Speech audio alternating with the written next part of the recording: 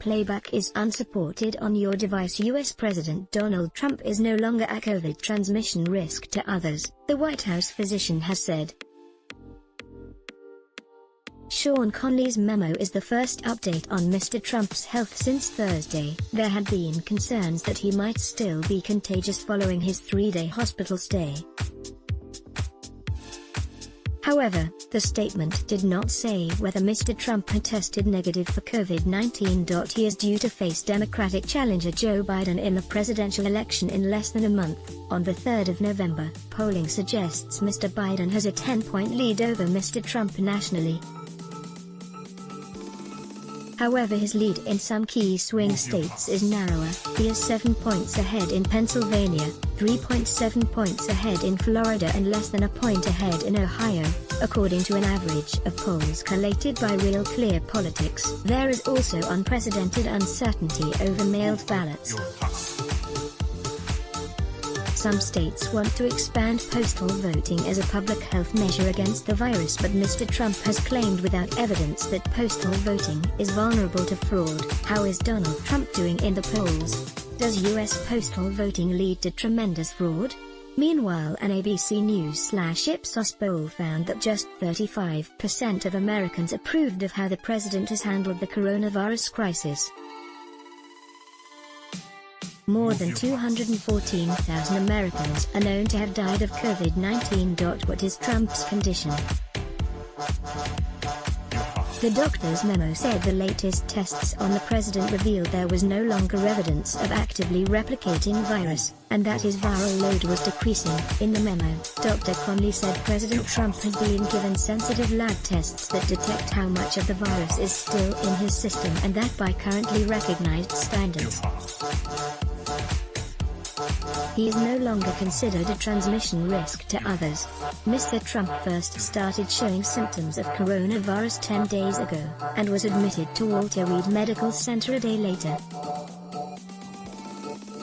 where he was treated with, among other medication, dexamethasone, a steroid medication usually only used on people who are seriously or critically ill with the virus. Media playback is unsupported on your device. Dr. Conley's latest update comes after President Trump told a crowd at the White House event that he was feeling great. He also said that he was no longer taking any medication against COVID-19. The event on Saturday was officially a peaceful protest, but looked, critics said, much like a Trump campaign rally. The latest on Trump's health in 6 graphics. Why are infections rising again in US? Why were there concerns over Trump's latest event? The rally brought together several hundred people. Images from the event showed many of them packed closely together. The White House said those attending were required to undergo temperature checks and fill out questionnaires.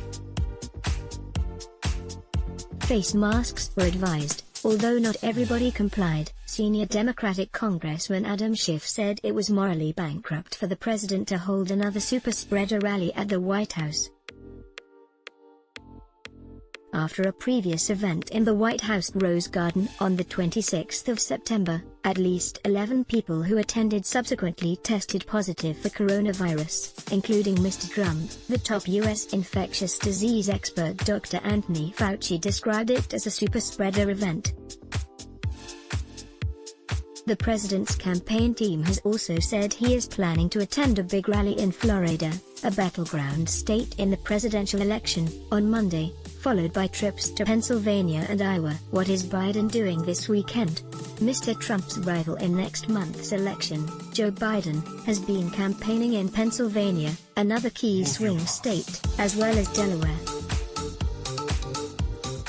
He said his heart goes out to all those families who had lost someone they loved to coronavirus. Mr. Biden has also expressed disbelief at the president's plans to hold rallies and criticized the Trump administration's lax stance on mask use as reckless.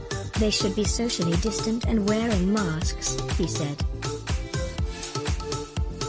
It's the only responsible thing to do.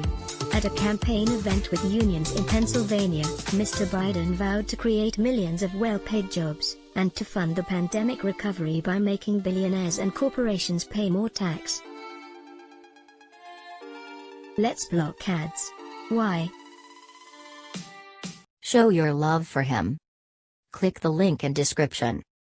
Thanks for watching.